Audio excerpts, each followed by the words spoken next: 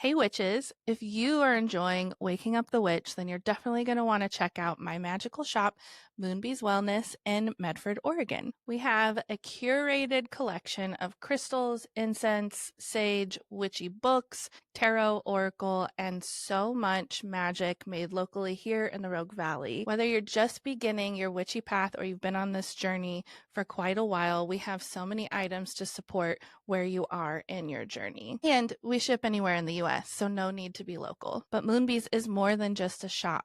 We are also a sacred space and supportive to your healing journey. I'm a Reiki master, and I also offer a lot of intuitive sessions, including past life readings and past life regression sessions. And all of this can be done virtually online, so I can help you no matter where you're at. Come visit us in Southern Oregon or follow Moonbees Wellness on Instagram and Moonbees_Medford on TikTok. And remember, magic's this way. This episode of Waking Up the Witch is brought to you by Taylar Pickett Styles. I'm Taylar Pickett, and I am an intuitive hairstylist in Southern Oregon. I offer in-person services as well as online tutorials on how to care for your curly hair, how to properly shampoo your hair. If you're a hairstylist, I offer lots of education and one-on-one consulting on how to build your clientele and take care of your clients. If you're interested in any of these services, please reach out to me. There will be a link in the bio. I also offer organic hair care from Innocence Organic Beauty, and you can also buy that online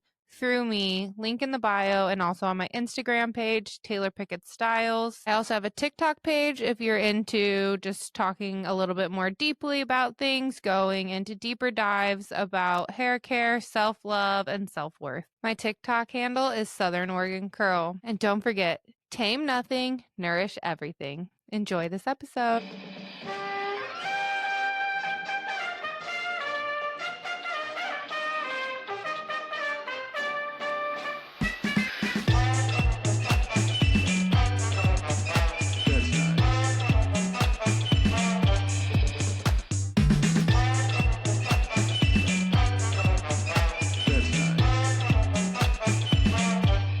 I'm Taylar. And I'm Amber. And this is Waking Up the Witch. We're your neighborhood witches. Each week, we talk about all things witchy and connect with other humans in a storytelling format about navigating life on this floating rock. We're two curious ladies trying to understand the human experience. But while we do that, we think it's important to honor the people that lived here before us and honor the cultures and traditions that we're being inspired by.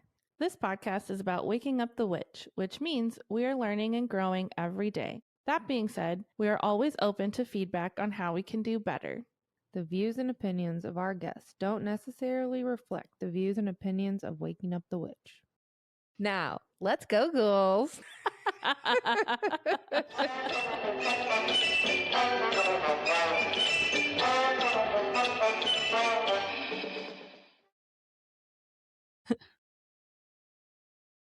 Cute.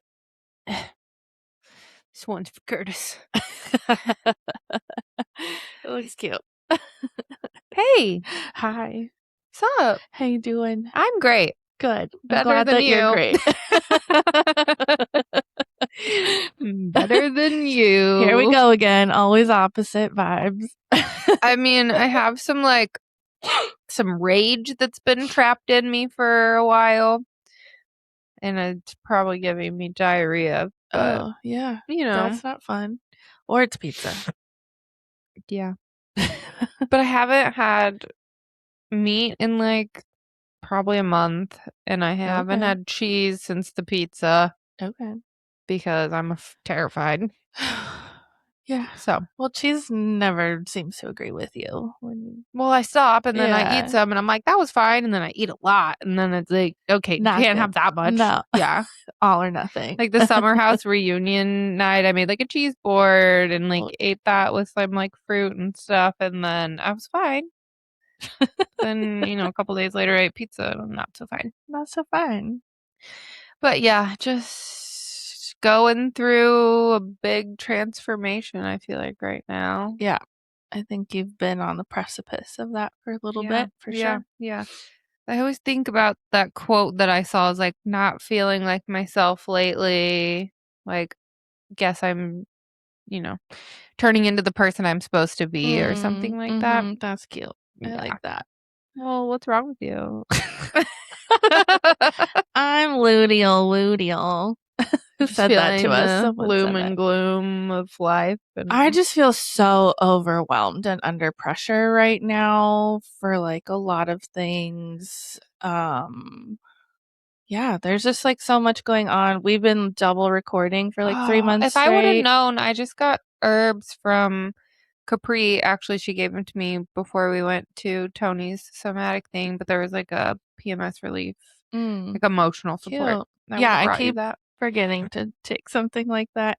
We have all the tools until we're for everyone else until we're in it. We forget to do the things for ourselves sometimes.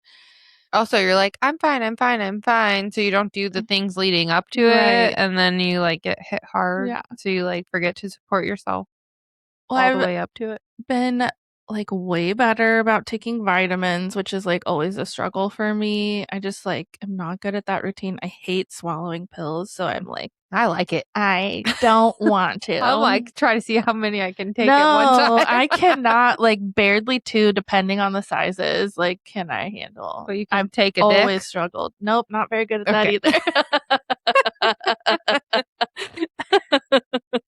I can do that too. So at least I'm like vitamined. Great. I'm not like totally neglecting my self care. Great. I'm just tired. We'll get you Been working on so something hard. on our lunch break. Yeah, I'll give you that Zyrtec Pepsid that'd be combo. great. Maybe that'll help. It does. I need I like promise. I It'll don't wake know. you up. I need rest. I need like time off, which is happening. I'm going camping soon. When? Next week. Cool. Where are you going? So Alicia told us there's like this KOA in Crescent City that is like her fave, and so we booked I think a I spot passed it the there. other day. Yeah, I feel Yeah. like I've driven past it too, but it's like pretty much in the redwoods and like close to the ocean, and so we got a little spot there. Mhm. We didn't camp at all last year or anything, so I'm like really stoked just to go get lost in nature for a couple days. God, that sounds nice. Yeah. We went to the coast. Okay, so our wiener dog passed away. We had to put him down. Yeah. Uh-oh. Don't hold Not it this in. Sunday, but the Sunday before. And so we decided to like take a trip to the coast, basically to get out of the house because it was like so Yeah. fucking weird to be in the house Yeah. without him. And then it rained the whole time we were there, Appropriate. and so not as much nature, but our hotel looked out at the beach. It So looked so nice. It was we like, went to the very sad and creepy aquarium in Crescent City. Pretty depressing. Oh, and I was just like so sad and like anxious already. And then you go like underground to like under see the the ocean. animals. I don't think it's the real ocean, but I was like, I am so anxious. I'm going to throw up. Oh, And I thought I just had anxiety, but then we came up on land and I was like, oh, I just I'm didn't like safe. being underground. Yeah. And then they're like, watch this like seal show. And the seal was so old and sad. And I was like, we gotta get out of here. I've I never need been to French that fries. one. Yeah. Yeah. French fries help is grounding and protecting. Yeah, French fries from a Thai restaurant. Oh, were they special or just Nope, regular ass they were French really fries? good though. And then I've been like not really drinking either. That feels better. Sleeping better. Yeah, For that makes sure. a huge difference. Good. Yeah. I could use a drink today probably, but I've probably had like I probably drank like 3 times since Mother's Day. That's great. Yeah. That's really good. Yeah, I'm feels proud good. of you. Thank you. My body's like feeling good and not really. I have terrible bowels right now, but I'm skinny. So we'll take it. Okay. Yeah, so today's guest was very exciting. We've been anticipating this one for a little while. If you're watching on YouTube, look how cute our little new backdrop is. We like very quickly put this together before our call. Yep, luckily she was late, And so this hasn't fallen down, which I was a little scared of, so we're doing good. It's so cute. It's cute. Has stars It's on getting it. better. I think it's made for a children's bedroom, but we're children, so. Yeah, this was I'm so like we could have talked forever. I hate when that happens with I our needed guests. at least 1 more hour. I know. There's Should have been like, "Can you come back?" so much life lived, and she's doing like such incredible work in this world, and we've been really inspired by her for a long time.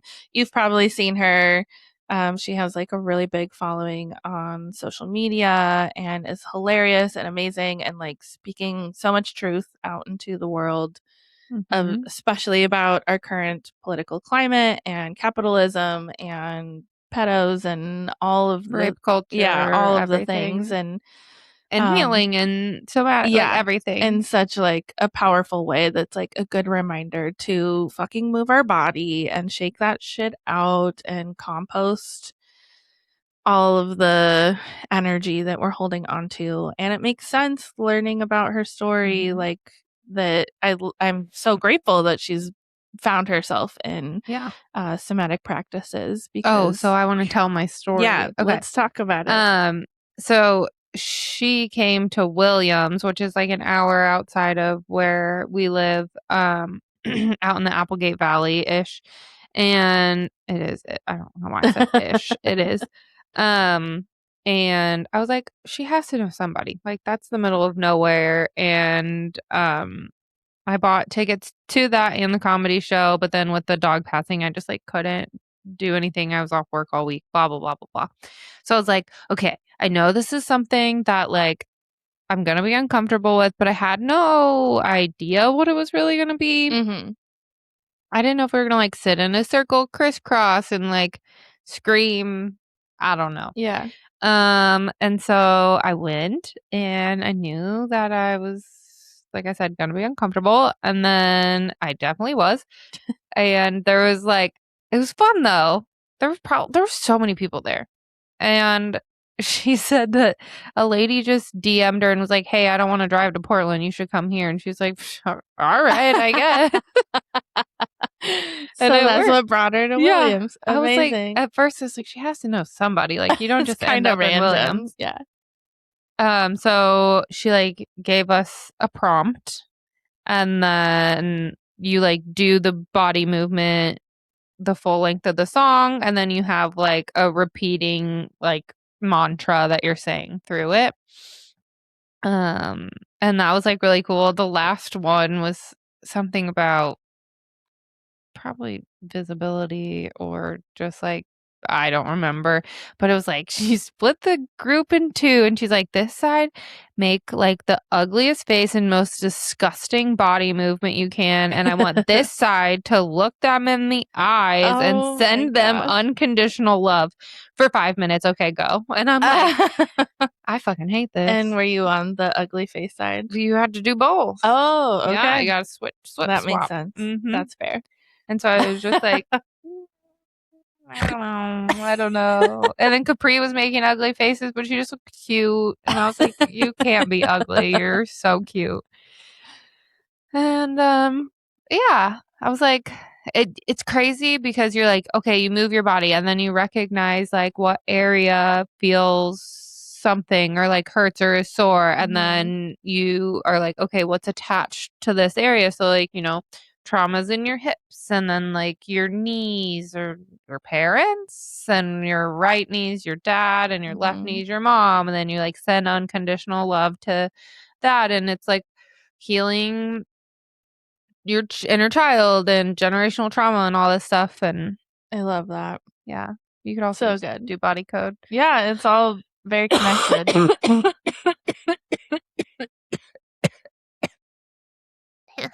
Is your watering? Back in my day. What if we were actually live somewhere right now? That's good.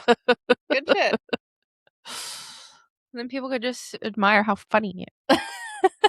Okay. Anyways, it was really cool. I think everyone should just start listening to the podcast on Patreon if you can. Yeah. Instead of using a bunch of, if you will, instead of using all these fuck-ass weird streaming platforms that are always doing something strange and shady. It's free just to listen to it on Patreon. Mm-hmm. And there's no ads on Patreon, too. Yeah, and you can sign up and it'll give you notifications so that you don't miss anything when it comes out every week. So listen to the podcast on Patreon. If you like what you're getting, there's some free fun stuff over there. You can pay $4. You can pay $6. I don't know. You can pay and hang out more. We put so much into it. We're about to leave here and do a recorded body code session. We've never done it in person before. I've never done it in person So with that'll anyone. be exciting. And then you can kind of understand what the heck we've been talking about with Amber's body code too. So good.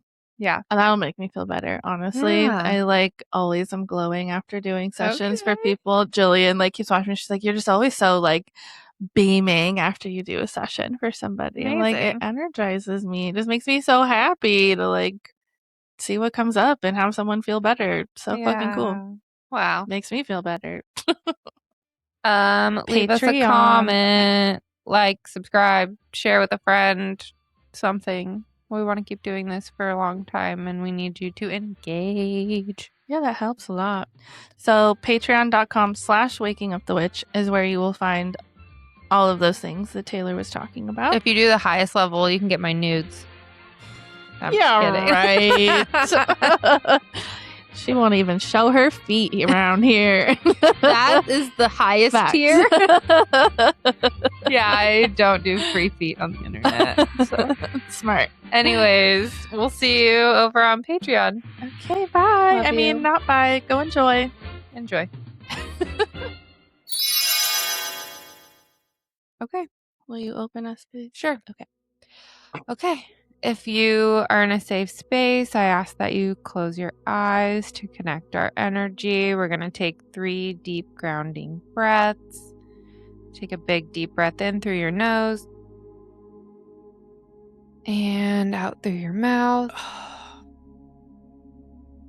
Next deep breath in as big as you can. Fill up your tummy and really just let it all out through your mouth.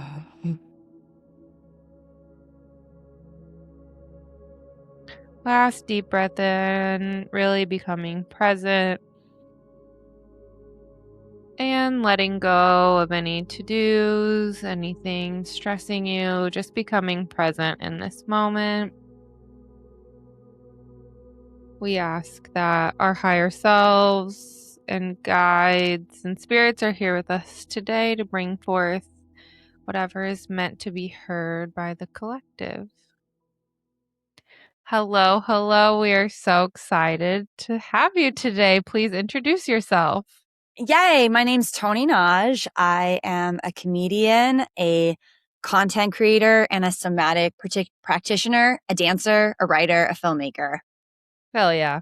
All We're the things. so stoked to have you. Well, I can't wait to hear about everything you've went through in your life that kind of brought you to where you are today. I think that your comedy and just how you show up in the world, you're very funny, but you can tell you've been through some shit.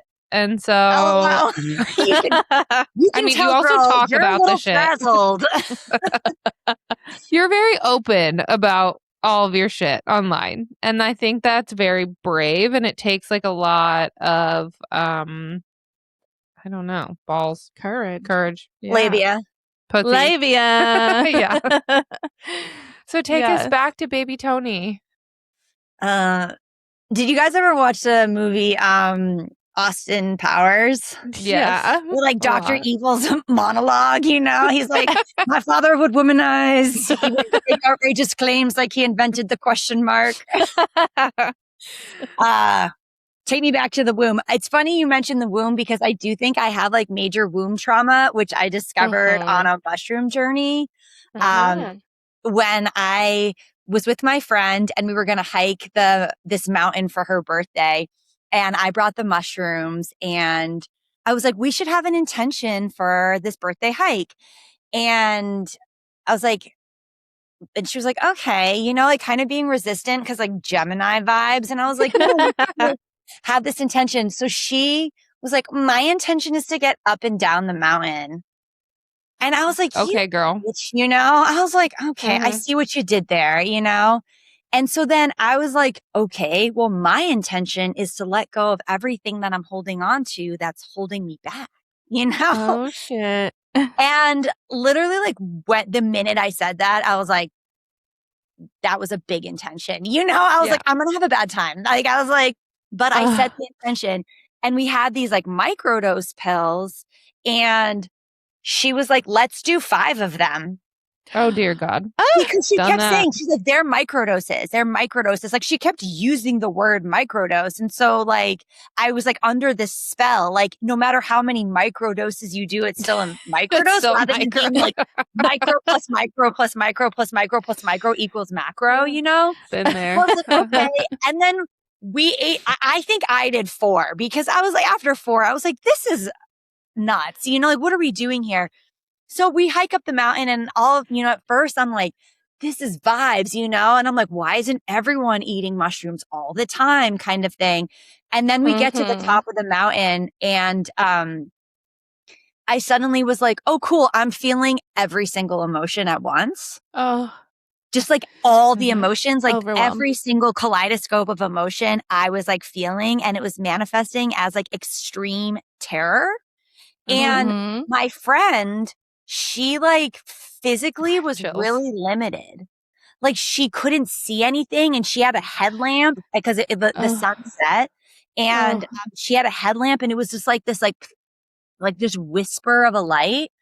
And I had no light at all. I had forgotten my headlamp, but for whatever reason, I was like, I can see in the dark. I'm like, the lichen is psychedelic. You know, like I could truly see everything. I was also so physically capable. I was like breakdancing up there, but emotionally I was paralyzed and physically she was paralyzed because of our like different intentions.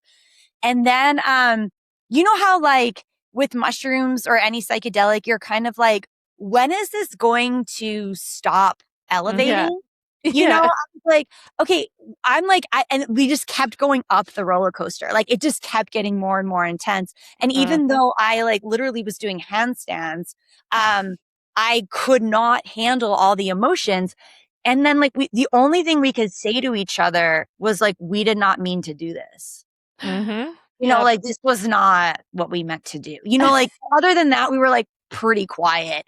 But also speaking so much without words. So much was being said, but total silence. And then we like, after the sun set and it was like dark, we suddenly was like, if we start to go down, maybe the mushrooms will go down, right? That's what I was thinking. Start to descend. Yeah. Not the case. And then all of a sudden, like the clouds were demons. I was like, oh, now I got cloud demons coming at me. You know, so I'm just like really kind of like, damn, this is like, we're still on the up and up.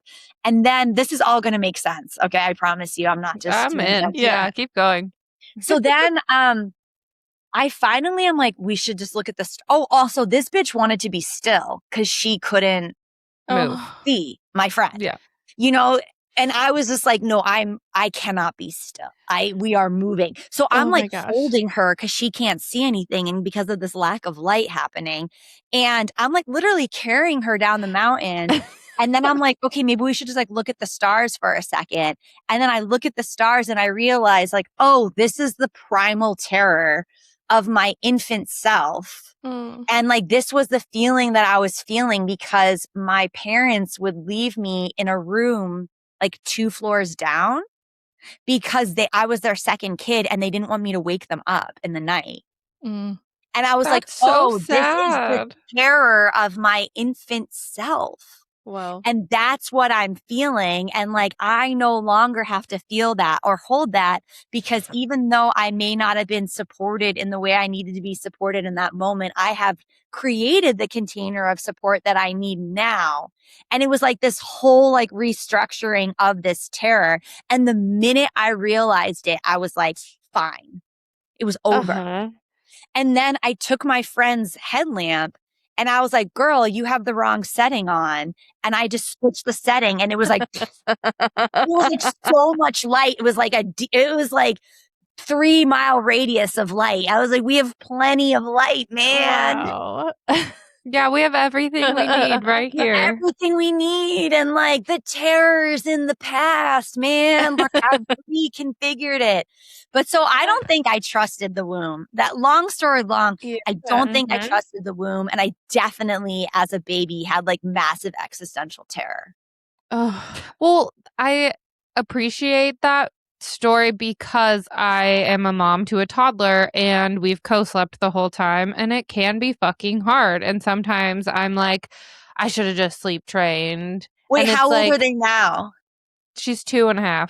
It's time She's still to get in my them bed. out. They're waking your ass up. No, She does it now. It's great. Good. I just want her to go to the fuck to bed, but that's not going to matter if she's in her own room because I'm going to have to put her to bed. So, that issue is its own, but it's had its hard moments. And they do say that it's like traumatizing as fuck to just put your baby in a room and let them cry and nobody comes to like save them. Yeah, no, it is. And at the same time, I co-slept and my kid woke me up every 20 minutes to breastfeed.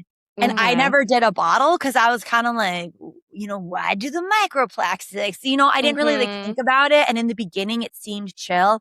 It was a living nightmare. I like truly destroyed my endocrine system and my adrenal glands. Like towards the end, like when I was like a year and like 3 months in, I was like actually losing my mind, Yeah. So I also get it.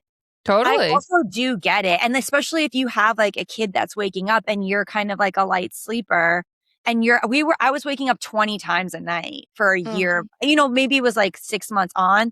So like also I get it. Also, I'm not going to be a good parent if I'm awake all night long, Right. too. No, so you have to kind of choose. It was rough and tumble. Yeah. But then I got her in her own room.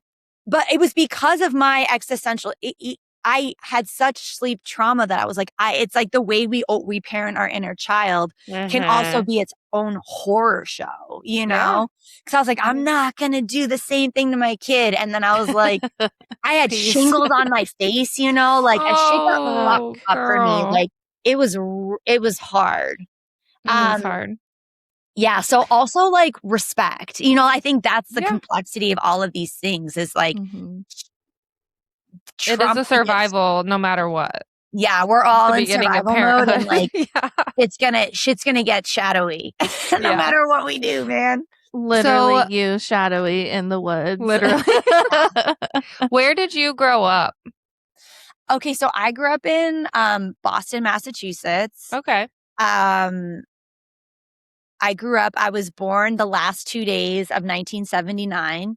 Okay. So I think I like have like a 70s essence, even though I truly only lived in the 70s for 2 days, Wow. So I grew up in the 80s and the 90s. So like very, I was not parented. I was not parented. But I also grew up, I spent the first, 5 years of my life in Boston.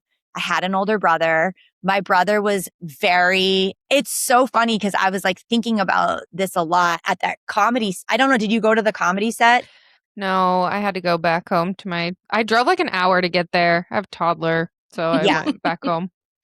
And so Williams is kind of, crazy. Is it? I don't know. It's like they're all feral out there. I'm kind of feral. Yeah, it's fine. It's far for me. Yeah, no, I get it. Like I definitely, truly a lot of people showed up for that comedy. That's great. Like, damn. It was a fun set. But so I did this comedy set and while I was like just thinking about TikTok, and how, how we all like self-diagnose on TikTok, all of our autoimmune and like all of our like problems. If I have anything going on, I'm like, oh, like I'm bleeding out my ears. What does TikTok have to say? I think where a lot of us are getting like our health information from there. But yeah, like truly, I'm like, hey, TikTok, what's this rash? And it's usually right though. No, TikTok, there's a lot of great stuff on there. Even though TikTok did kick me out, They banned my account. Oh, shit. I know. I'm still like emotionally processing that because I was like 500,000 people. Ugh. Brutal. Was it once it got sold or before that? No, it was a video I made recently about how they're dropping ticks from the sky. Oh. Yeah. They That said, was no, the final girl. straw. They're like, you're done. But you can You're find fucking info done. about your ears bleeding. Yeah. So I have to like start a new account. I'm kind of Sad. devastated. I haven't done it Yeah. yet. Well, people know what to look for you, so hopefully it'll be a fast track back. Anyways, go back to your comedy set. Oh, yeah, and, yeah, like, yeah. So I was thinking about how every time I open TikTok, you know, it's like, it's obviously an algorithm. Truly, like every time I open TikTok, it was like, hey, you're autistic. I was like, cool. And like, I could not open TikTok without someone telling me I was autistic. And my brother is like, see, we grew up in the 80s where you did not want to have any diagnosis. It wasn't like cute. It wasn't like, oh, you have ADHD. Do you want more like time on your test? It was like, you're getting on a different bus now, you know? Yeah. Like we did not want that. And so my brother, like 100% on the spectrum and also other things going on. You know, I would say he's more than autistic. So he was like a very like, it was hard to be his parent. Like, I get that. He didn't talk until I was born. So I was like his first words. Like, it's like when I was born, he kind of came online as a communicator. And he was 3, you know? So my parents, I think, were definitely like concerned. And again, like, it wasn't like there weren't resources then. It wasn't something that you were like wanting to admit. Does that make sense? Yeah. And my totally. mother had a older brother who not sure what his deal was. Obviously, I wasn't alive, but they just like put him in a home and he never returned Oh. kind of vibes, you know? And he was just like sent off and like that was it. I think he was nonverbal. And I don't know if y'all listen to the telepathy tapes. Yeah, so incredible. Crazy. Such a great podcast. Yeah. So I always feel like he was like retrospectively, he's dead now, but like I felt like that uncle and I like totally vibed in the telepathic world, even though I never met this guy, you know, but I think I was like kind of the one who had my antennas open to it. So he was like nonverbal autistic and he was a son away and spent his whole life in a home. So I think my mother was like pretty concerned when like her kid wasn't talking and was like, you know, quote unquote normal. So like when I was born, I think the overall vibe was like, and of course this isn't exactly what happened, but energetically, I feel like my parents just like grabbed me by the ears and they were like, we can't fucking handle another one, dude. You know, like you fucking Get it together. Get it together, bitch. Like you're not going to be a problem for us. And I got that memo. I was like, okay. So Noted. I was like, and you know, I don't know if you're the sibling or you've had, you know, witness, like when you have a sibling who has like more needs and is like, I think it's like, there's a book called The Glass Child or I think that's what it's called. I didn't read it, but like, I get it intuitively. It's so like, basically like there's no space for you to have like any emotions, any problems, any issues because parents are tapped the fuck out with the first one. And they're just like, no. So then you get that imprint that's like, I just have to hold it together and be my brother's like not only companion, not only his like translator, but also his like emotional, I was his mood regulator. So I had to regulate his moods. And like if he was like acting up or making them frustrated or whatever, I had to like intervene in order to like reestablish like a peaceful environment within the container of the family. So it makes sense retrospectively doing comedy, doing the work that I do. Right. Because I was programmed to feel the energy of a space and then alchemize it to feel better. Does that make sense? Totally. Definitely. I think that I was always like the peacemaker of the family, making sure everybody was okay and tended to and like taken care of. So I Same. definitely resonate with that. Yeah. Yeah. And also having to like anticipate someone else's like internal monologue, because my brother's the type of person, he starts speaking in the middle of his like whatever's been going on, and then you have to kind of catch up. Like, he has this assumption that everyone lives inside of his head, and then he gets really disoriented when he feels like misunderstood. So I would have to like do all this mental gymnastics to like understand exactly what it was he was like communicating, even though he didn't start at the beginning. I feel like I do that. I was gonna say my husband kind of does that. Like my ADHD, I'm like, what? You don't know what's already going on up here? Yeah, no, I do it too. I have to kind of keep going. There's a lot of assumptions I'm making in my head and especially as a comic, I have to kind of keep unpacking those assumptions in order to make the comedy better, so people know what the fuck I'm talking about. Well, the last time I was sat down with this psychic lady, she's like, just because like you intuitively know what people are already like thinking and feeling and stuff doesn't mean other people know that. So you have to like be clearer in your communication, because just because you understand people like that doesn't mean they do. Yeah. So I'm wondering at like what point of your like childhood or your life were you like, fuck this, like I don't want to do this anymore? Were you a teenager or did you wait till you got out of the house? Oh, it was early. Yeah. So I guess I had this like early childhood imprint where my brother is my only friend. I was pretty antisocial. Not like I did not know how to be a kid. Like, you know how kids like play and they're like, you know, they do like imagination things and stuff. And they're like, my brother was he'd be like, this would be a plane, and he'd be like looking at it. And I was like, I don't know what's happening. You know, like I could not play. I was like not clear on what was happening. So I would just kind of like vibe with him and like watch him play downstairs. And I'm sure like we were playing, but like I was just like doing whatever he fucking told me to do, because I did not know how to play, nor did I trust any of the adults around me. Like, all of the pictures that you see of me, I'm like, I'm like, I don't trust these people at all. So I was like, I think just waiting to be an adult, if that makes sense. I was not vibing with kids. Then but I learned how to do things very quickly, like tie my shoe, learned how to read. I was like quick to learn. Again, I do think out of survival, just because my parents were like, you will learn and you will be good. And I was like, yes, yes, yes. Yes. Then when I was 6 years old, so first grade, my parents, my dad was a professor at Harvard, and he got a job being a housemaster. Incredibly upsetting terminology. You know, I don't know if what is that? So basically, it's like an honor as a professor. You live in one of the dormitories and you're like the ambassador for that dorm.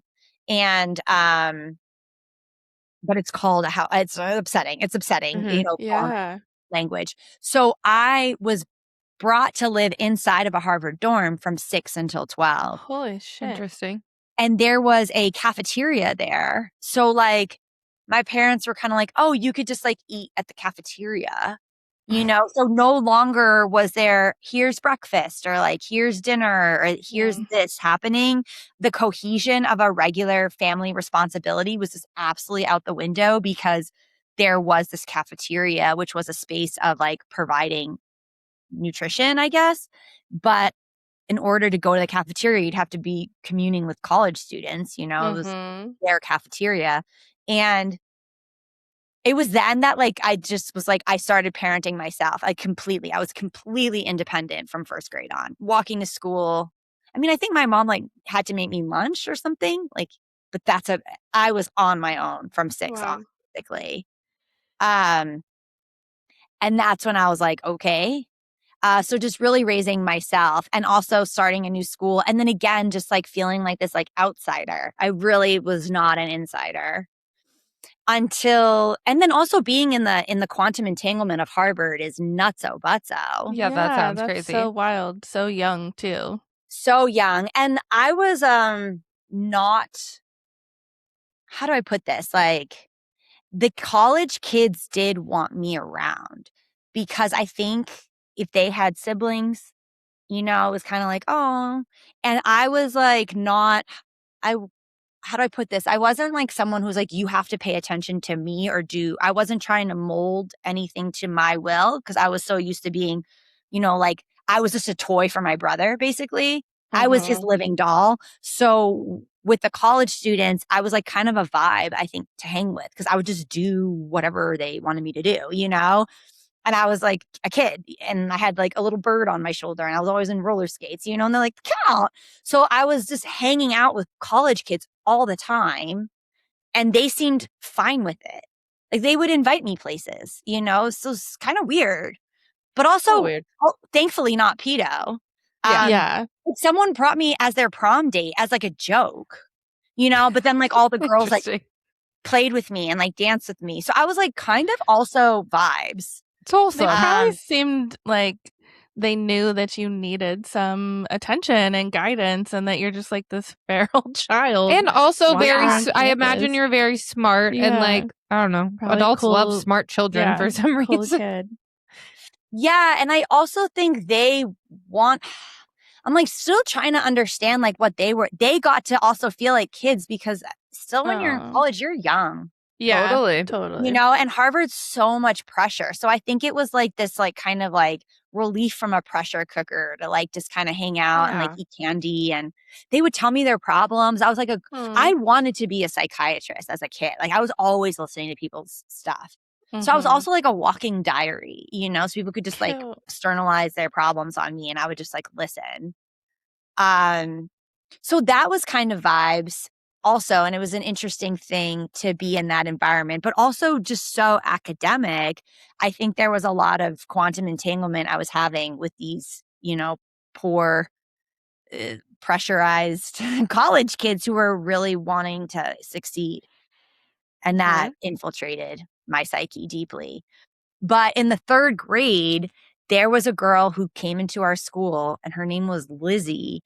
And she like had a banging body for a 3rd grader, which I know is like a weird thing to say, but we were all like, whoa, this girl's got a cute ass. And she like wore sweatpants and everyone kind of just like noticed like her body where we were all just kind of kids at that point and no one had ever like been that cute. She had this like kind of badonkadonk and a super long blonde ponytail. And she was just like hot, And the popular boy had a crush on her and everyone kind of was compelled by her because she was new. And she just decided she liked me and I was her best friend. And at that point, I was still pretty shy. I only had 2 other friends that were also really shy. I was just not really interplaying with the school kids that much.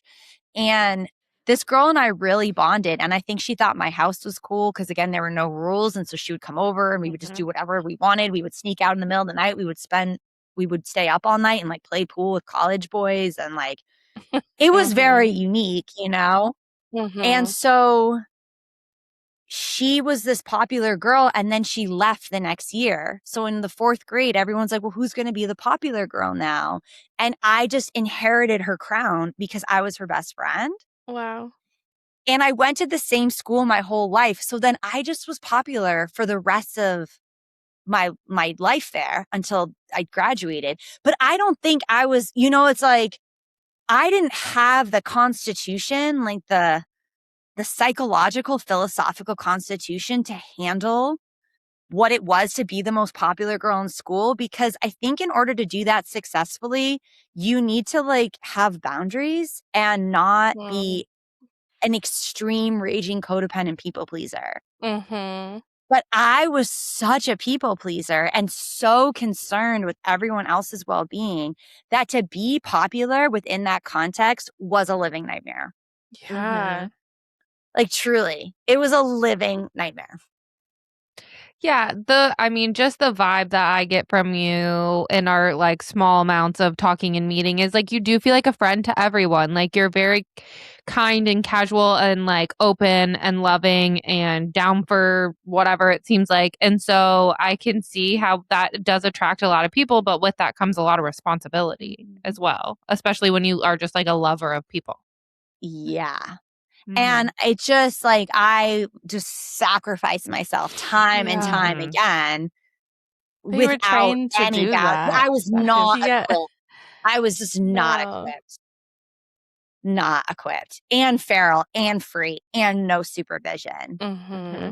So it was, you know, I just let myself get very, I don't know. I think also I was fun and I had a lot of parties and I started doing drugs real early, drinking really early. So that also, I think I would have parties in my house all the time.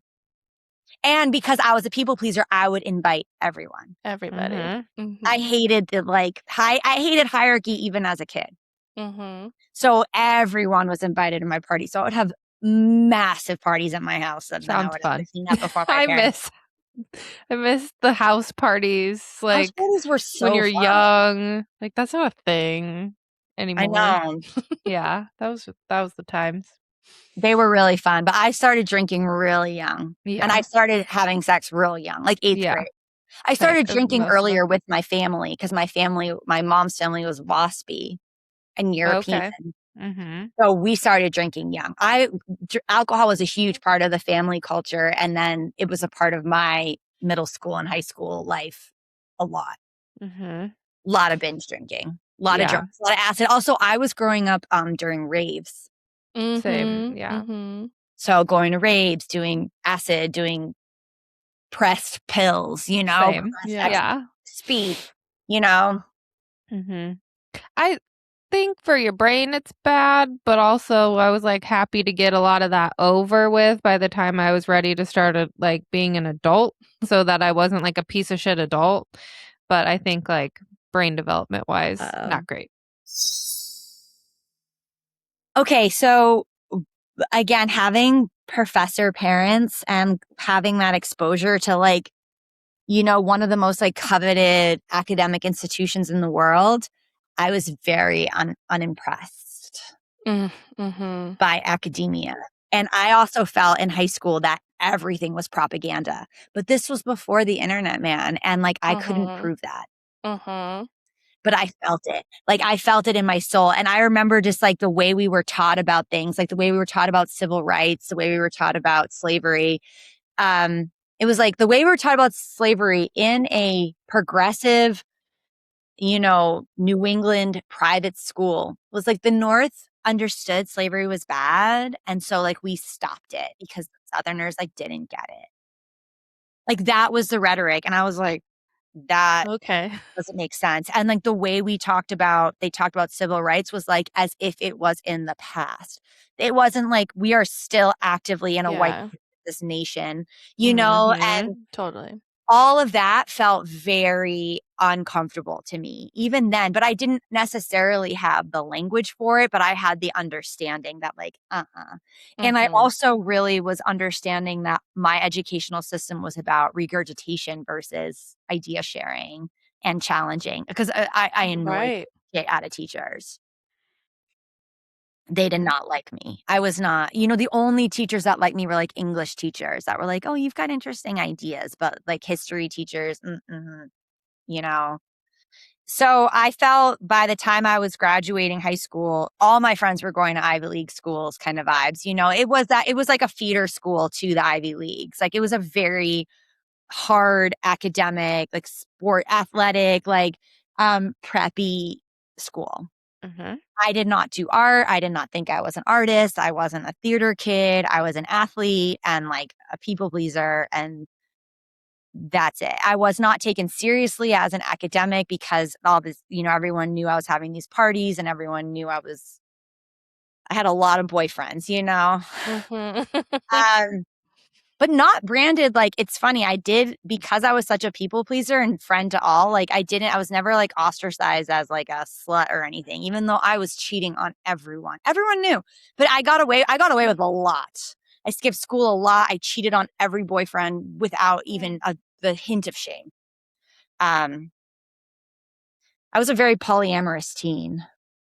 No shame either. I think that's kind of iconic now that I think about it. Nice. I got away with a lot. Yeah. But after that, I didn't want to go to college because I thought it was absolute propaganda and bullshit. But my parents, you know, as academics were like, you're going to do fucking something.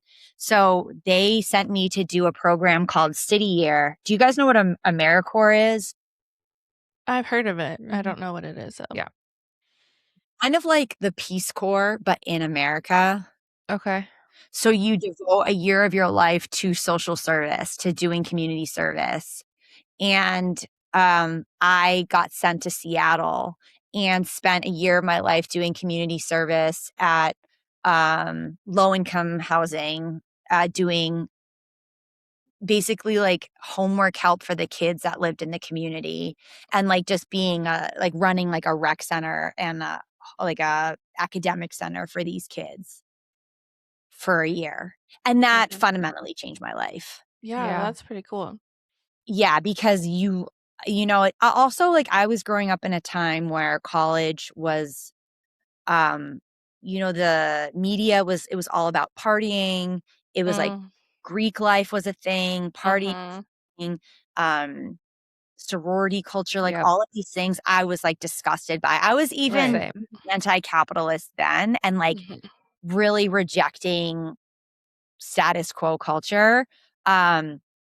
And I had already partied. I mean, I had been going to clubs in Boston. I was like, what? I could not be a part of a sorority. Like I don't like groups like that. I'm just like, not do that.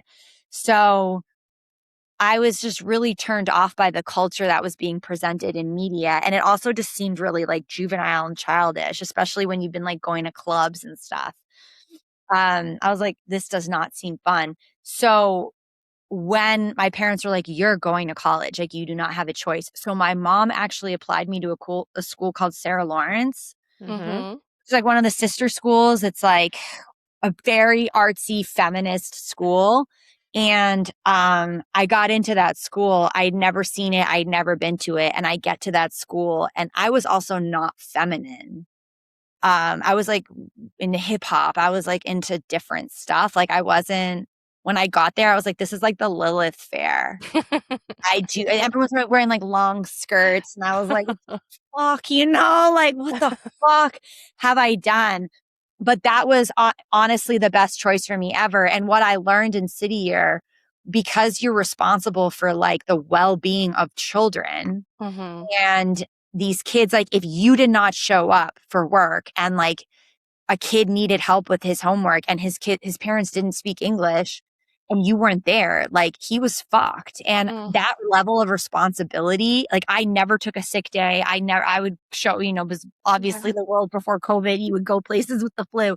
Like I just felt so much obligation to these kids that when I went to school, I was like, this is when I really started understanding white privilege, privilege on a deeper way, economic privilege.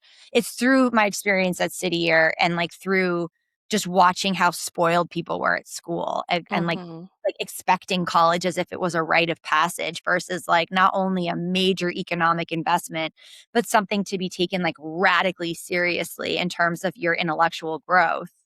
By the time I got to school, I had such a different relationship to what an extreme privilege it was to go there that I took school so seriously. Wow. Like I never partied with any of the kids. I barely made friends. I just like really focused on my work. And I lived in New York City, which was like amazing. And I commuted to school. And so I would like party with other friends and go to clubs and do that. But I was just like so serious about wanting to learn philosophy and psychology. And that's when I started dancing in college because they didn't have sport.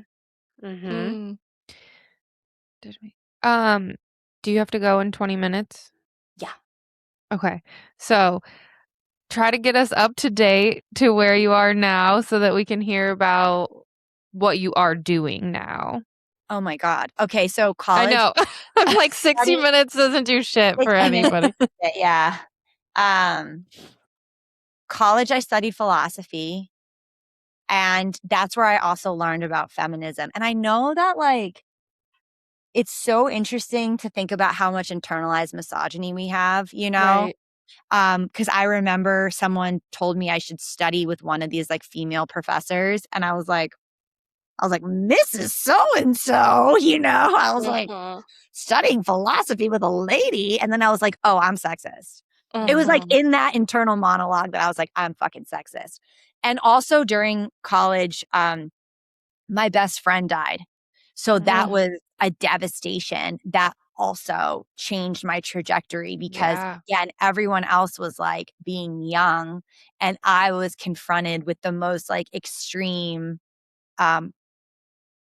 like example of mortality. And she wasn't just like, oh, this is my best friend. You know, she was an absolute soul sister.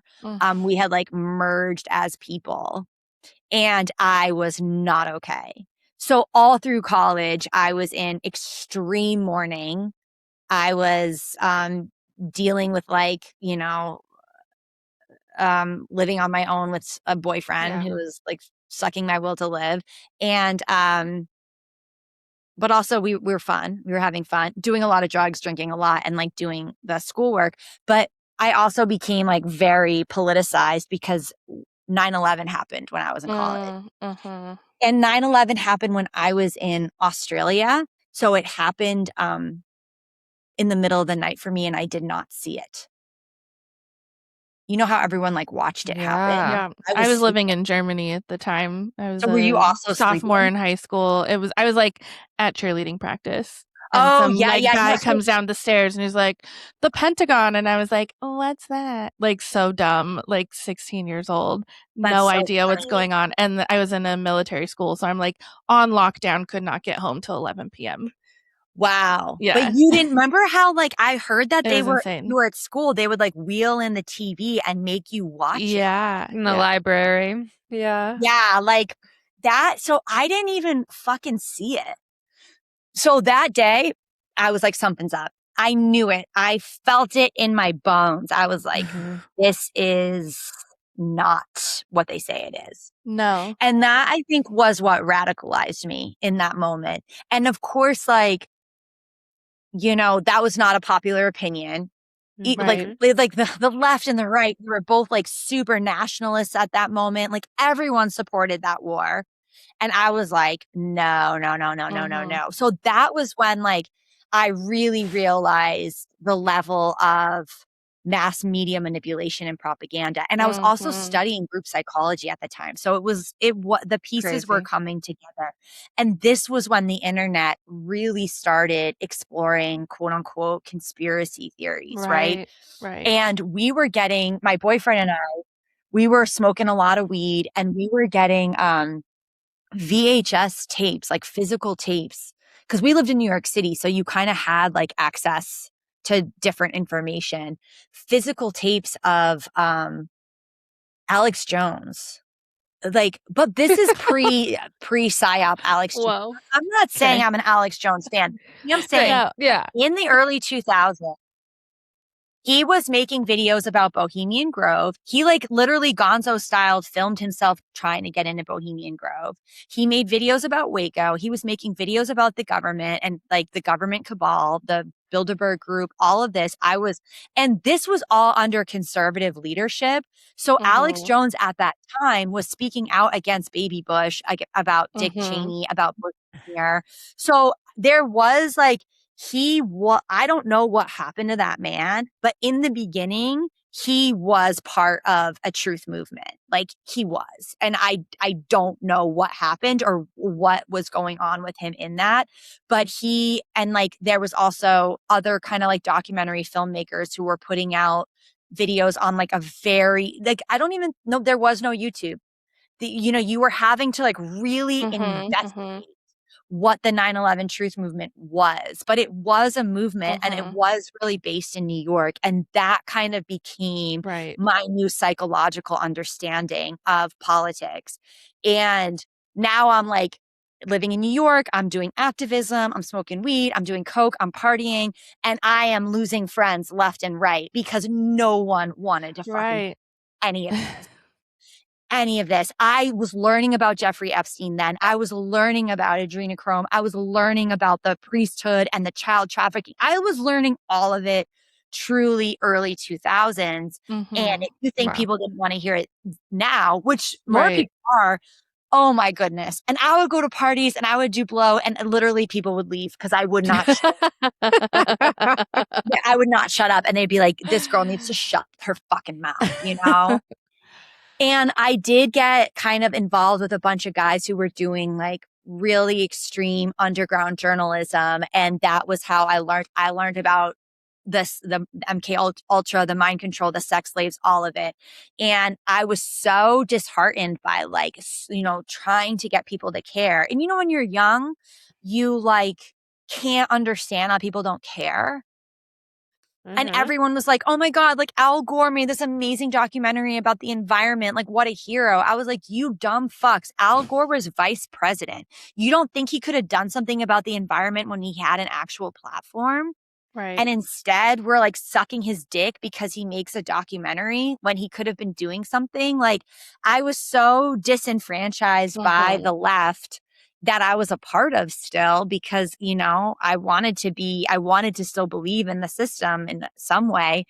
And that's how I wanted to start an organic fast food restaurant to change the world. Cute. Did you do that? I really tried. I really tried. It was like I was 25 and I was like pitching my business to like all sorts of people. And living in New York, you kind of like you are meeting people that could make it Right. happen. Totally. I researched so much. I like taught myself about business. I read truly, like I put myself through business school. I like learned so much about farming, learned so much about food. I was so passionate because I was like, if you can have a fast food business that rivaled McDonald's, but instead of a franchise where 1000%. you're like promising the same quality, you're promising the same product. I was like, our franchises will be about quality, will be about local farming, will be about local agriculture. I had like a nonprofit idea that was called Big Mother that would like, like Big Brother, but like Big Mother would be like the nonprofit cooperative to like source the food and to like, so everyone could be sourcing local food. Like, and this again was 2005. No one was, Whole Foods was, Bring it back. We need it. right? And if you can imagine like McDonald's, but organic and local everywhere and like people buying into the franchise model of like local sustainable, like it was such a good idea. And I feel like I really had a vision, but every time I was pitching it to finance bros, it was this like cool idea. Like, you want to go to my hotel room and fuck, It was so upsetting. It was really rough. And I really was trying to be taken seriously. And every guy was not taking me seriously. And I tried pitching it to women. Like, I tried so hard to get this off the ground in a way that made sense. And either it was my youth or my naivete, or like maybe I'm bad at business. But like, I don't No, you know. did the footwork. Like, I did the seriously. footwork. Yeah. I worked at Whole Foods for a really long time, and this was totally like an idea a lot of us had talked about, but like we just kind of dreamt it up. It's like it's such a good idea, and you actually like went through the processes to try to make it happen. No, I had like inspiring and so fucked that it Mm-hmm. never came true. No, it was really a heartbreak. And then I found out I had a brain tumor, and then I had to quit that. God damn. Because I also had a really toxic business partner, really toxic relationships, really toxic men. Everything was like really not good in the terms of like a lot of my life choices. I think like, but I wanted to get this business off the ground so badly that like I just didn't care. I just was and I'm a Capricorn, man. So it's like, keep going. And I think I was just like burning out on all levels. And the brain tumor is what really stopped me in my tracks and like made me have to stop because I like I can't. And ironically, that was right when someone was like, okay, we'll give you investment. But I was like, I can't take your money. I can't. Yeah. So it was like, and then a massive, massive, massive depression and like complete personal annihilation of self. Yeah. How old were you? I found out about the brain tumor at 26. I denied it for like a year and a half. And then like by the time I was like 27, it was like, no. And I basically like, so this was also, again, I'm not recommending this to anyone, but basically like I was convinced that like had been on birth control pills. And I was like, the birth control pills are the problem, and the medical establishment was like, no, I don't think so. And I'm like, birth control pills that literally are interfering with your pituitary gland that I've been on for 10 years. You're telling me that these aren't the problem? And they were like, you're never going to have kids. Like, usually sometimes they can like go through your nose to do an operation to take it out, but mine was also attached to my hypothalamus. And so like they were like, well, we think you should do hormone therapy because that's like too complicated because it's like the middle of your brain. And I was like, hormone therapy? I was like, what? And I just like wasn't resonating with what they were saying. Cause you're young. You're like, and they're like, you're children, this and that. And I was like, I don't resonate. The arrogance of the youth. And every time I would go to like get MRIs or go and get these things, I would get like worse news. And then I kind of had this realization that I was like, part of me wanted to be sick because then everyone would finally treat me the way I like wanted them to. And then care for me in the way that like I wanted to. And like I had this understanding because even when I was telling people about it, it was amazing how many people made it still about them. Yeah.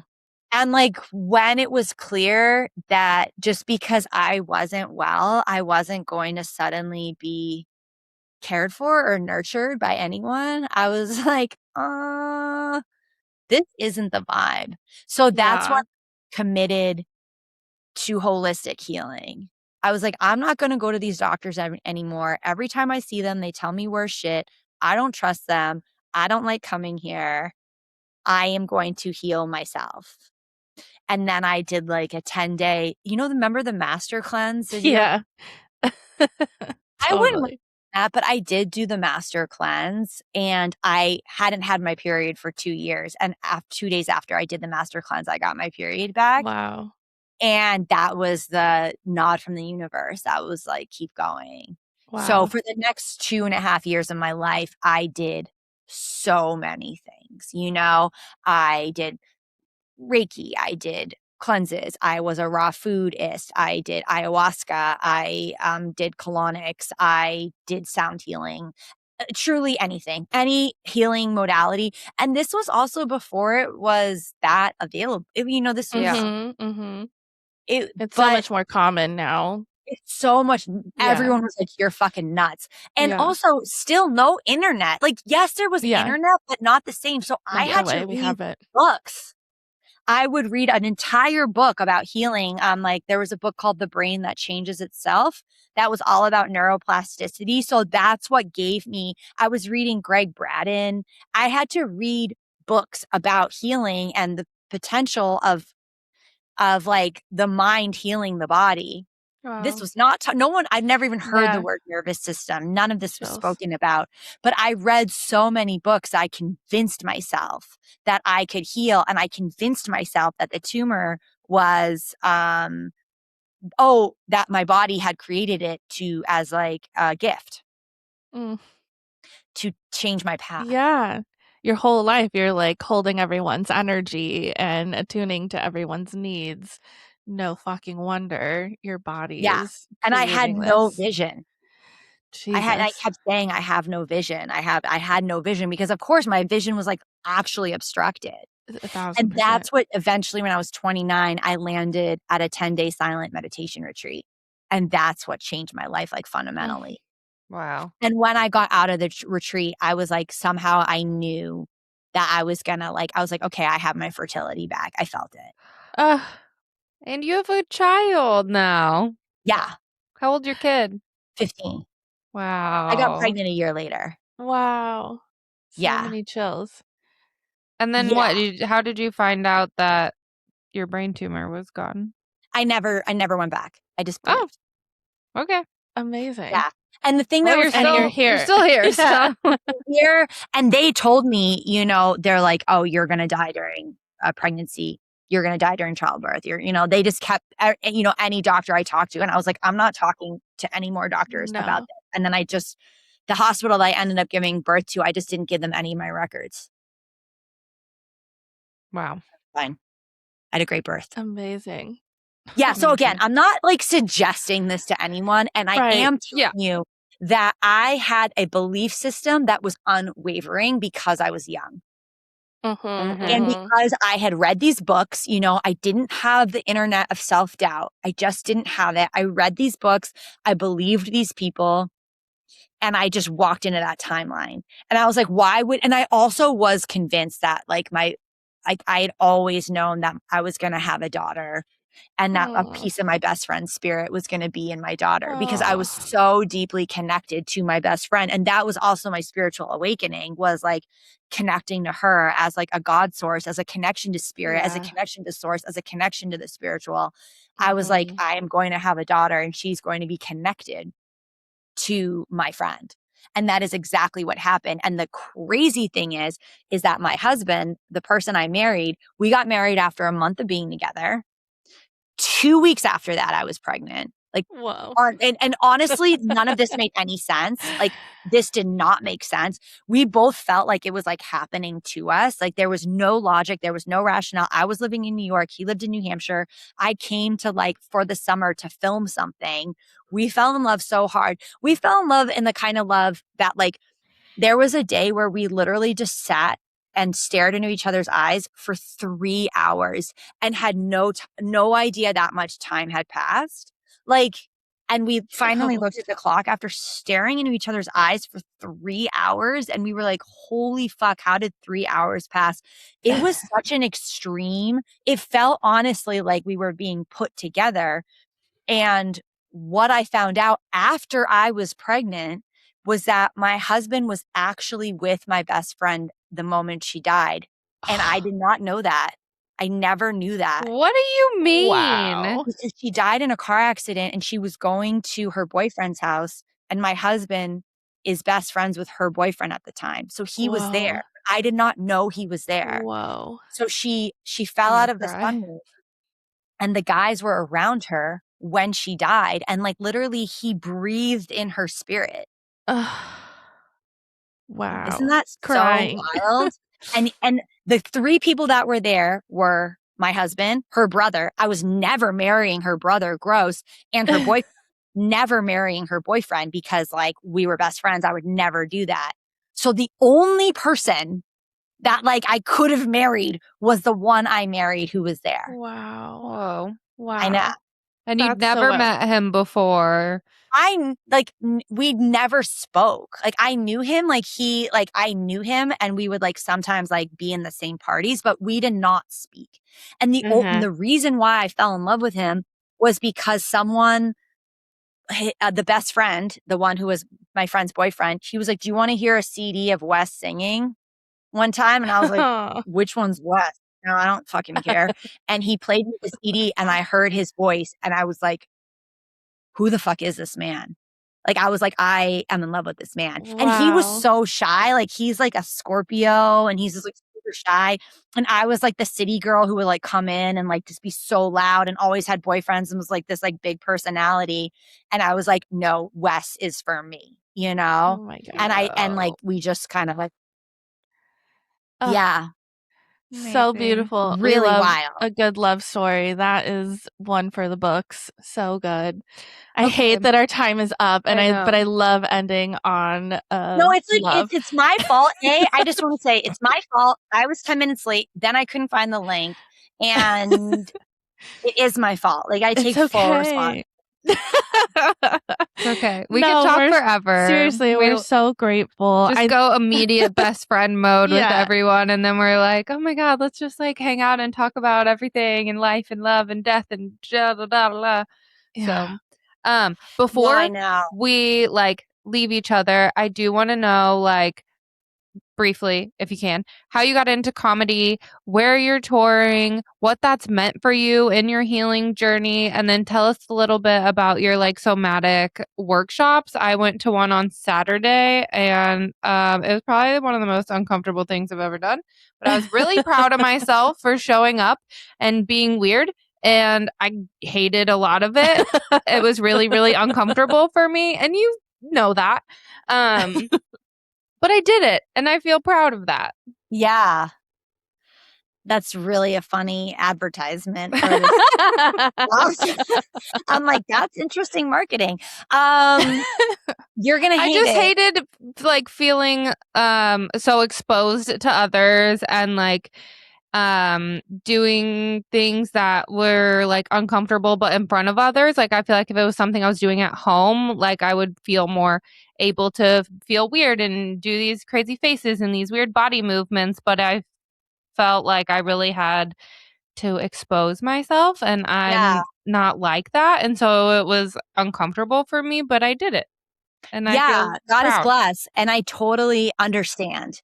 And I think it takes a lot of practice to be able to feel more comfortable in collective healing. And I think the reason why we put ourselves in our bodies in spaces of collective healing is for this exact thing, because you going through that and like creating that somatic imprint that you can do that is only going to make the next time easier. And P.S., I do have at-home practices that I sell on my website that people can do. I'll do those for sure. But it's also a visibility thing. Like I'm sitting here trying to do this fucking podcast, like and like put myself out to the world, but I can't even make weird faces in front of a bunch of strangers. Like get fucked, do something. You know what I mean? Like it is a deep medicine because you are unconsciously repelling eyeballs.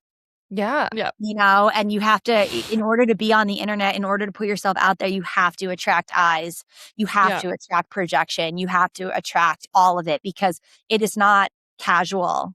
You know, you have to be able to like fully open and accept all of the energy that comes at you, good, bad, ugly, all of it. And you make it look so easy too. Yeah. You know what I mean? No, it's like not. It's a practice. It is a practice. I was not a performer. I was not a theater kid. I did not just get up on stage and was like, this is so easy. I had to overcome massive stage fright. I have to overcome so many things. Like, I will be clear, none of this was easy. This was a practice that I was devoted to, and it got easier over time. And I think that's the thing that like is a huge part of like everything that I'm always talking about is that I don't believe like some people are naturally talented. I am not naturally talented at anything. I have worked really hard. The only thing I would say I'm naturally talented at is having tenacity. But like anything that I'm good at, I had to practice. I had to fail. The amount I have failed, I could not even count. The amount of rejections I've gotten cannot count. Cannot count. You know, so the one thing that I'm good at is failing and getting back up again. Yes. Like, just so inspiring. Good at that. That's all you can do is just keep getting up and keep trying. You will get better at everything. And I think that's the thing that I really tried to instill on my child is that, and she has this imprint. She does not expect to be good at something. She expects to work at it and eventually get good at it versus like, if I'm not good at something right away, I give up. Like, I think that is the most important thing that I would say as an artist. And like to button up, it's like impossible to button up like the last 20 years of my life.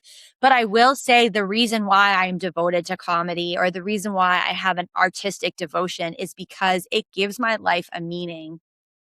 Everything that happens to me, every single thing that happens to me is art. Yeah. Every story, every heartbreak, every devastation, I turn it into art. I put it into comedy. I make videos out of it. I put it on stage. I write shows about it. I have a show called Grape Culture, not just about the culture of grape, but my own personal experiences.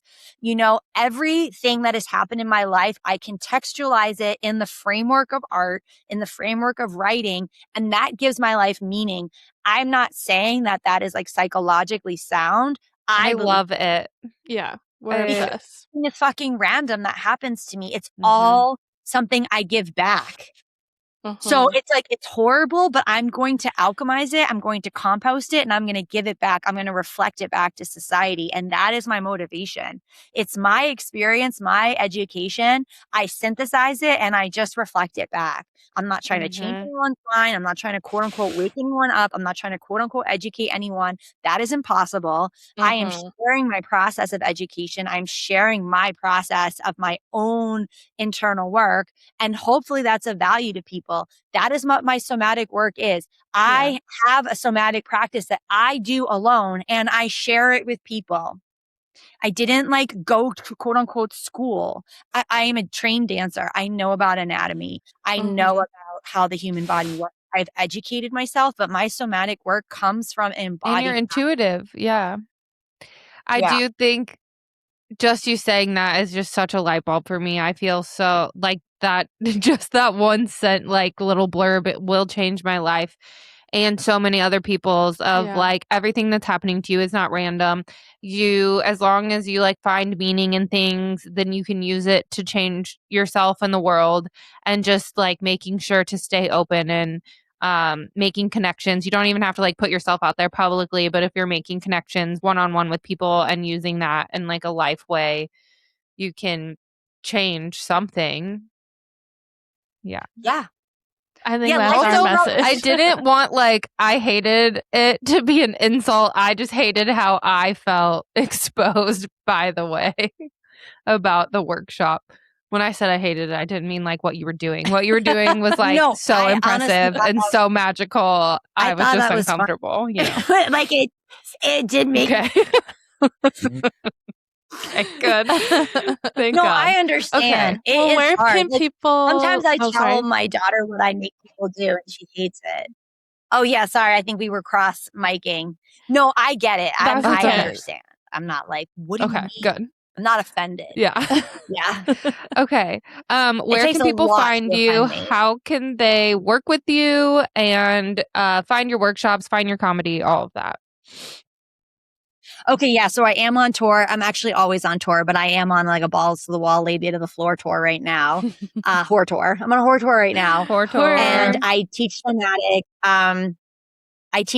I do workshops, I do one-on-one, and I also have like a lot of online offerings you can do, including a course that's called Free Your Body. That is a 1-month course that you do on your own time, where you have somatic work and you also have a lot of like writing homework, and I guarantee it'll change your life. Everyone who's done it says that. And I believe that. I'm not just like saying that. Yeah. I'll give you your money back if you disagree. And you can find everything on my name, ToniNaj.com, ToniNagy.com. Amazing. Okay, we have 2 questions for you before we leave, and then we'll pull a quick card. But if you have to really go, we can do that. Just your question. I don't think we need to pull a card. I think we got the message from everything she just shared. Great. And we know what her self-care is, so we don't even have to ask. If you could tell your younger self at any point one thing, what would it be? Damn. Yeah, it's our favorite. Nothing.